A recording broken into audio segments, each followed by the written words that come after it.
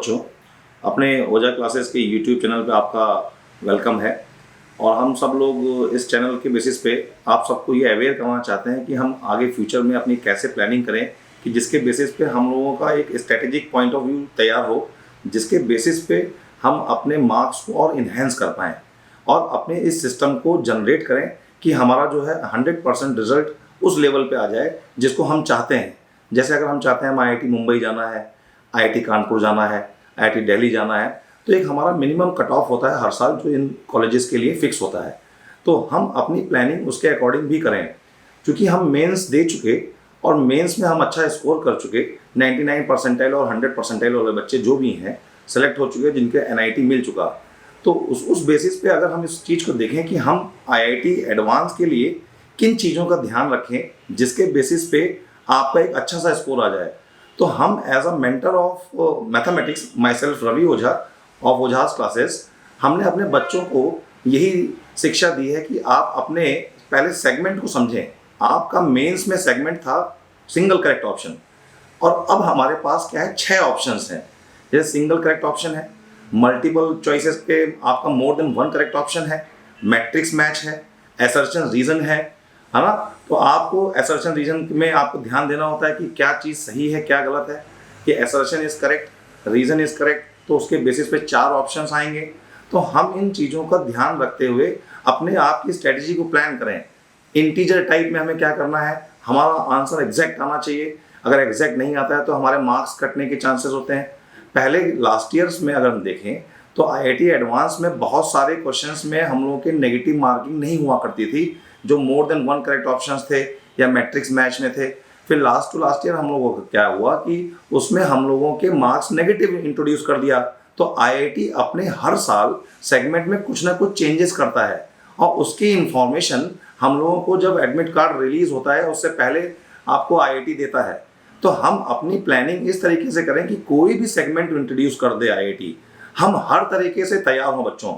जिसके लिए आपने जी जान लगा के मेहनत किया है, उसके लिए आपके रिजल्ट इतने अच्छे आए कि आपकी मेहनत एकदम सार्थक लगे। उसके लिए आपको अपनी प्लानिंग बहुत पुख्ता करनी होगी, जिसके बेसिस पे आपका डेवलपमेंट 100% IIT एडवांस के लिए हो जाए। तो इन सब चीज़ों को ध्यान रखते हुए अगर हम थोड़ा सा स्ट्रैटेजिकली काम करें, क्योंकि आप सब लोगों का course well with in time complete है, आप लोग नंबर ऑफ टाइम्स रिवाइज कर रहे हैं, कुछ चीज़ आपको दिमाग में रखनी होगी। जैसे कुछ पर्टिकुलर क्वेश्चंस होते हैं जो आपको दिमाग में रखने होंगे कि ऐसे क्वेश्चंस में क्या करेंगे। जैसे मिनिमम मैक्सिमम वैल्यूज निकालनी है तो उस केस में हम क्या करेंगे, हम लोगों को टॉपिक को इंटरलिंक्ड करना आना चाहिए। हम जैसे मान लीजिए ट्रिग्नोमेट्री कर रहे हैं तो हमको उसमें मैक्सिमम मिनिमा का भी यूज़ करना आना चाहिए। अगर हम मैक्सिमम मिनिमा कर रहे हैं या इंक्रीजिंग डिक्रीजिंग कर रहे हैं या कंटिन्यूटी कर रहे हैं, तो डिफरेंट टॉपिक्स हैं। नेक्स्ट वीडियो में आपको मैं इंट्रोड्यूस करूंगा कि हम कैसे किस टॉपिक को ध्यान दें कि हम 5-10 मिनट में और टॉपिक को रिवाइज कर पाएं, जिससे कि हम एक दिन में मैथ्स का पूरा रिवीजन, फिजिक्स का पूरा रिवीजन, केमिस्ट्री का रिवीजन बहुत आराम से कर लें। क्योंकि रिवीजन ही जो हमारा सिस्टम का की टू सक्सेस है बेटा। अगर अच्छे से रिवाइज करेंगे, अच्छे से प्लानिंग करेंगे, तो हमारा डेवलपमेंट 110% होना तय है। बस इस चीज़ का ध्यान रखना है कि जो भी सेगमेंट है उसको हम सेग्रीगेट करके काम करें। अब दूसरी चीज़ बच्चों, हमें कम से कम, जैसे हमारा IIT 2 सेगमेंट में होता है, एक मॉर्निंग सेगमेंट में पेपर कराता है, एक आफ्टरनून कराता है। तो आप लोग ऐसी प्लानिंग करें कि कुछ पेपर्स डेली एक पेपर लगाना है, डेली एक पेपर, लेकिन उस पेपर का कुछ पेपर्स आप मॉर्निंग सेगमेंट में करें, कुछ पेपर्स आप आफ्टरनून सेगमेंट में करें, जिसके बेसिस पे आपकी प्रैक्टिस और टाइम का एडजस्टमेंट हो जाएगा। मान लीजिए आफ्टरनून सेशन में आपका क्लास पढ़ा जाता है टेस्ट, तो आप उस टेस्ट को प्रॉपरली उसी समय एटमॉस्फेयर में घर पे अगर प्रैक्टिस कर चुके होंगे तो आप वहाँ पे एडजस्ट हो जाएंगे आराम से।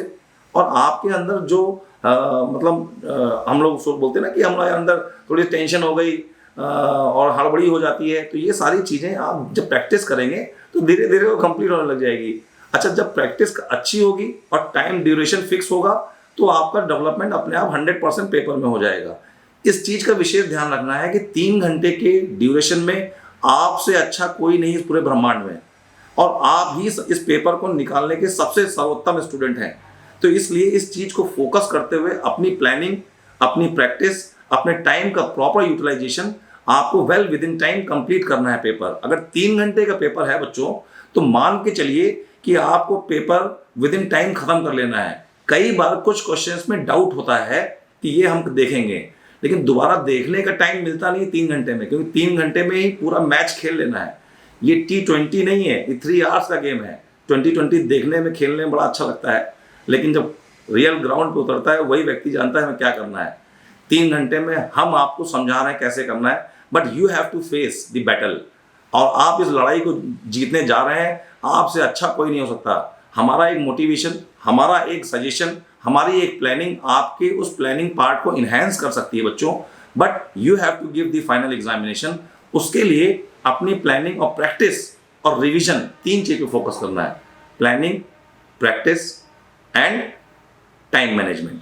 बिकॉज हम जानते हैं if we fail to plan it means we are planning to fail. अगर हमने प्लानिंग करने में हम फेल हुए तो हम जरूर फेल होने की प्लानिंग कर रहे हैं बच्चों। इसलिए आप इस बात का विशेष ध्यान दें और बहुत बेहतरीन तरीके से काम करें। ओझा क्लासेस आपको बेस्ट विशेष देता है ताकि आप अच्छे से अपने एग्जाम को मुकम्मल कर पाएं और आपका सिलेक्शन हो जाए। ऑल द बेस्ट बच्चों, and come with flying colours. All the best. Thank you.